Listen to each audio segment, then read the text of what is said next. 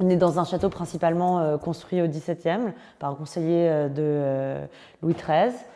Il y a eu plusieurs familles qui se sont succédées ici et qui ont écrit un peu plusieurs chapitres. Mais dans son histoire récente, ce qui nous a particulièrement touchés, c'était le fait que c'était une école de cuisine avec 2 passionnés de la gastronomie qui invitaient des gens du monde entier pour partager un peu le savoir-faire français et cette idée de la transmission autour du potager, de la cuisine, du partage.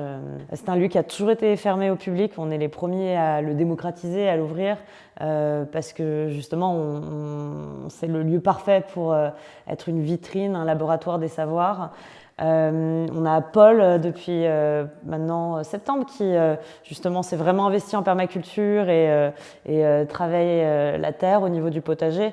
Mais c'est vrai qu'on est très avide de pouvoir vraiment développer cette approche en permaculture au niveau du site entier, c'est-à-dire de vraiment comprendre, il y a 40 hectares de forêt, de comprendre comment tous ces écosystèmes collaborent et idéalement dans le futur d'avoir vraiment une production maraîchère pour le village et de créer cette synergie, d'arriver vers vraiment du zéro déchet, vers une autonomie maximisée et aussi en faire un lieu de partage évidemment. Donc ce qu'on a imaginé, notamment pour la première formation sur les bases de la permaculture au Château du Fay, c'est que on va aborder des temps théoriques forcément, juste pour qu'on voit si on est tous sur les mêmes bases, etc.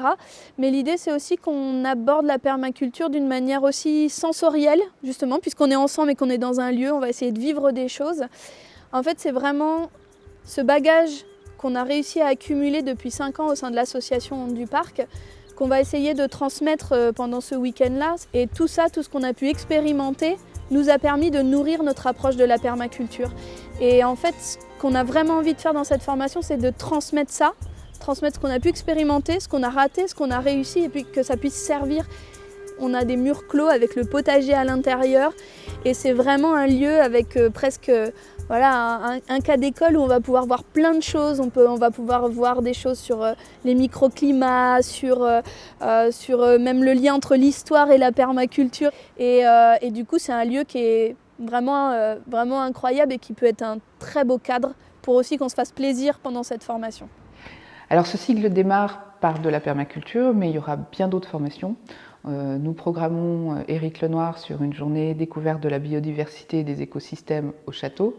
Puis ensuite, il y aura des journées découverte des plantes sauvages, puis on cuisinera ces plantes sauvages. Ce sera animé par Anaïs, Pauline. Le cuisinier Aurélien sera aussi de la partie. On aura une journée sur la création d'une mare et les zones humides avec Éric Lenoir. Et puis, plein d'autres choses encore.